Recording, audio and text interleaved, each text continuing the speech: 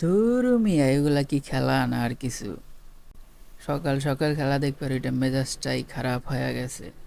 কি আর করা যাইব। তবে মজার বিষয় একটা, প্রথম ম্যাচে ব্রাজিল আর্জেন্টিনার 3-0-তে জিতছে, ঠিক আছে, কিন্তু টুইস্ট, দ্বিতীয় ম্যাচে 1-0-তে দুই দলই হারছে। একসাথেই যেতে একসাথেই হারে, সেম সেম। ব্রাজিলের জন্য ম্যাচটা এমনিই কঠিন ছিল, কারণ সমুদ্রপৃষ্ঠ থেকে অনেক উচ্চতায় মাঠ, তো অক্সিজেনের অভাবেও মাঠে খেলাই কঠিন। ওদের অভ্যেস মাঠে খেলা, ওদের তো অতটা অসুবিধা হবো না, কিন্তু হঠাৎ করে যদি ওখানে যায় খেলা হয়, যে কোনো দলের প্লেয়াররাই একটা স্ট্রাগলিংয়ের ভিতর পড়া যায়। এমনকি মাঠের ভিতরে দেখলাম যে অক্সিজেন সিলিন্ডার পর্যন্ত থিয়া দিছে, যদি কেউ অসুস্থ হয়ে পড়ে সাথে সাথে ওখানে অক্সিজেন দিব। এরকম একটা সিচুয়েশনে ব্রাজিল খেলছে। তবে এর জন্য ব্রাজিলকে ডিফেন্ড করব না যে ভালো খেলছে, এমনিই অনেক খারাপ খেলছে। প্রথম থেকেই ডিফেন্সিভ পুরা 4-4-2 শুরু করছিল, কিন্তু 4-4-2-তে অতটা কাজ আইসে না। ওরা অ্যাটাকিং করছে, দুই উইংয়ে তো সেই খেলছে। ওদের pace plus cut in side করে যে শটগুলা দিছে, আলিসন না থাকলে তো জায়গায় যাইতো। এবার অ্যাটাকিংয়ে রিসালিসনকে তুলছে, আর একটা নতুন কালু হাতে ওই স্যামুয়েল লিনোয়া ছিল।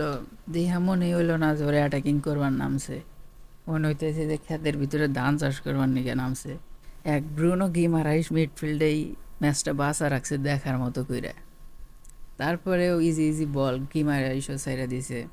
ফিজিক্যালি প্লাস কেমন জানি একটা ম্যাচ দেখে মনে হইলো যে একাডেমির প্লেয়াররা যে প্র্যাকটিস করে, ওই প্র্যাকটিস ম্যাচ এরকম।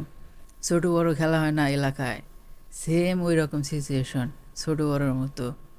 আর আর্জেন্টিনার খেলা কি কমু, এটা রেড কার্ড, মানে পিঠের ভিতরে একটু ধাক্কা দিছে, তবে অ্যাটাকিংই আসলে সেই অ্যাটাকিং। ফাউল না করলে সাথে সাথে গোল। গোলকিপারের হাতে 1-1 হয়েছিল, তো এর জন্য পিছন থেকে ফাউল করার নিয়ে সরাসরি লাল কার্ড দিয়ে দিছে, কিছু করার নাই এন্ডে। তারপরেও আর্জেন্টিনাও মোটামুটি বলা চলে খারাপই খেলছে, দুই দলই খারাপ খেলছে। ব্রাজিলের তো পুরা 11টার দুই একটা বাদে সবটি চেঞ্জ করে ফেলাইছে। এতে বোঝা গেল যে ফার্স্ট টিম প্লেয়ার আর বেঞ্চের প্লেয়ারের ভিতরে অনেক পার্থক্য। এস্তাবাও, রাফিনিয়া, এই দুইটাকে নামা দিছে, আর ম্যাচের অবস্থা ঘুরা গেছিল পড়াইতে। কার্লো আনচেলত্তির মাস্টার প্ল্যান প্রথম ম্যাচে কাজ করলেও দ্বিতীয় ম্যাচে বেশি এক্সপেরিমেন্ট করার কারণে আইল্যান্ড হয়েছে একবারে। সমস্যা নাই, তো দুই দলই বিশ্বকাপে জায়গা করে নিয়েছে, অতটা টেনশন নাই। আমরা তো ফ্যান, প্রত্যেকটা ম্যাচই যে তার একটা রাখি, জিততেই হবে। তারপরে ব্রাজিল আর্জেন্টিনা বলে কথা, একটা কথা না বললেও পারতাইছি না। এর আগে ব্রাজিলের অনেক খেলা দেখছি, ফ্রেন্ডলি পর্যন্ত তারা মাইরা কাইটা খেলছে, মানে একটা মেন্টালিটি কনভিকশনই আলাদা থাকছে যে ম্যাচটা জেতাই লাগবে যে বা করেই হোক। সেই জিনিসটা বর্তমানে মিসিং, দেখতেইছি না, একটা প্লেয়ারের ভিতরেও নাই। নেইমার যাওয়ার পরে ম্যাচ হারতেইছি হারতেইছি, জিততেইছি জিততেইছি, কার কোনো মাথা ব্যথা নাই।